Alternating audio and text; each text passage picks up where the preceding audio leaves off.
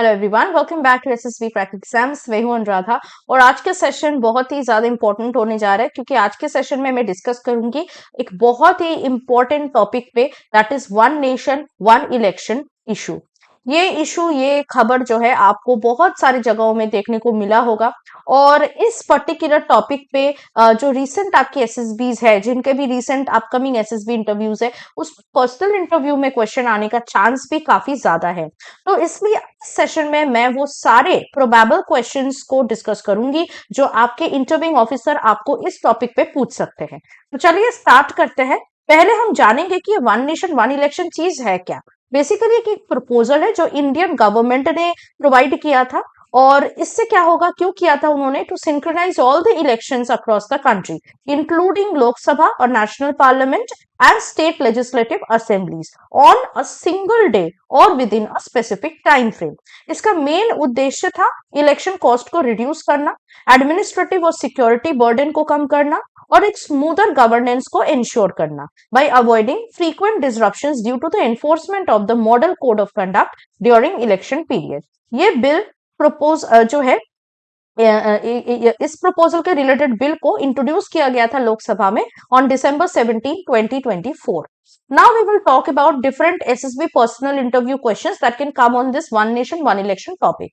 पहला क्वेश्चन जो वो पूछ सकते हैं कि इस प्रपोजल का मेन ऑब्जेक्टिव उद्देश्य क्या है, तो आपको बताना पड़ेगा कि इसका मेन उद्देश्य है सिंक्रोनाइज करना इंडिया के सारे इलेक्शंस को, including Lok Sabha election, state legislative assembly election, potentially all the local body elections. और क्या उद्देश्य है उनका कि ये सारे इलेक्शन एक ही दिन हो या फिर एक स्टिपुलेटेड टाइम फ्रेम के अंदर। इसका मेन पर्पस था इलेक्शन कॉस्ट को रिड्यूस करना और कोई भी जो डिसरप्शन हो सकता है गवर्नेंस में या उनके डेवलपमेंट में, उसको कम करना। सेकंड क्वेश्चन आ सकता है इसके रिलेटेड कि when were simultaneous elections last held in India and what caused the system to break down।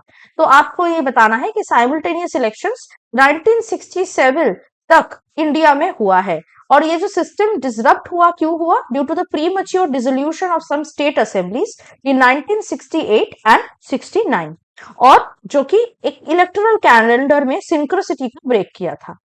उसके बाद क्वेश्चन वो पूछ सकते हैं इंटरव्यूइंग ऑफिसर आपसे कि what are some of the key recommendations of the law commission of India regarding simultaneous elections। Law commission का क्या कहना है।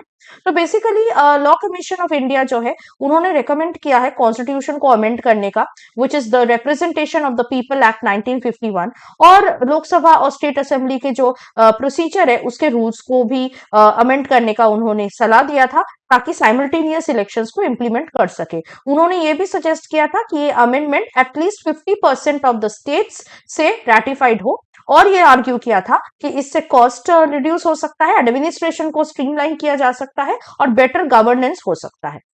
इसके साथ साथ क्वेश्चन ये भी आ सकता है कि हाई लेवल कमिटी जो कि सितंबर 2023 में फॉर्म किया गया था उसका क्या पर्पस था और उसका चेयरमैन कौन था। तो बेसिकली जो हाई लेवल कमिटी है ये सितंबर 2, 2023 में फॉर्म किया गया था और इसको क्रिएट करने के पीछे जो मेन रीजन था वो है कि साइमल्टेनियस इलेक्शंस के इशू को एग्जामिन करना और रिकमेंडेशन देना। ऑल्सो इस कमिटी का चेयरमैन थे former president of India Ramnath Kovind जी।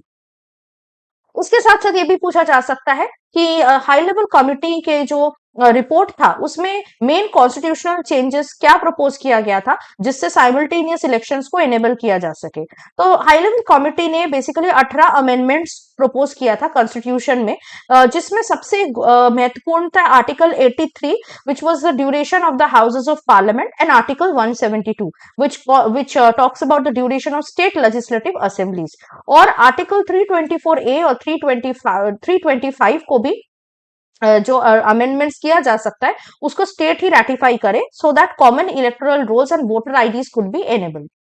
इसके साथ साथ ये भी पूछा जा सकता है one nation one election proposal के रिलेटेड जनरल पब्लिक का क्या रिएक्शन था। तो बहुत सारे रिएक्शंस थे, किसी ने हाँ कहा, किसी ने ना कहा। ठीक है, इस पर्टिकुलर इशू को लेकर जैसे आपको पता है बहुत ज्यादा कंट्रोवर्सी था और 81% पब्लिक रिस्पॉन्सेस लॉ मिनिस्ट्री ने जो रिकॉर्ड किया था वो इस प्रपोजल के फेवर में था। तो ज्यादातर लोग इसके फेवर में ही थे। इसके बाद the question can also come about what are some of the main arguments against one nation one election put forth by opposition parties in India. opposition party ने क्या आरोप लगाया इस पर्टिकुलर प्रपोजल के रिलेटेड, उन्होंने क्या बताया कि क्या इसका मेन ड्रॉबैक्स हो सकते हैं. तो ऑपोजिशन पार्टीज ने ये आर्ग्यू किया था कि ये जो पॉलिसी है one nation one election policy, ये रीजनल पार्टीज के लिए एक डिसएडवांटेज हो सकता है, जिससे वन पार्टी स्टेट और बन सकती है और गवर्नमेंट अकाउंटेबिलिटी को रिड्यूस किया जा सकता है. उन्होंने ये भी बिलीव किया that it will Erode the federal system of governance and it will go against the spirit of democracy which should have staggered elections that provide for accountability. Question ये भी पूछा जा सकता है आपसे कि 2024 जनरल इलेक्शंस के रिजल्ट ने वन नेशन वन इलेक्शन के प्रपोजल के बारे में या उसके रिलेटेड क्या रोल प्ले किया था. तो आपको बताना है कि 2024 जनरल इलेक्शन के जो रिजल्ट थे वो बीजेपी के मेजोरिटी को सिग्निफिकेंटली रिड्यूस किया था लोकसभा में, ये आपको पता है. इसीलिए एक कॉन्स्टिट्यूशनल अमेंडमेंट लाना बहुत ही ज्यादा डिफिकल्ट हो गया था इस पॉलिसी के रिलेटेड. तो जो रूलिंग कोएलिशन का जो सीट में सीट कम हो गया, इससे क्या हुआ, it was nearly impossible to achieve the necessary 2/3 majority needed in both houses of the parliament. तो यही वाला जो था ड्रॉबैक हुआ था.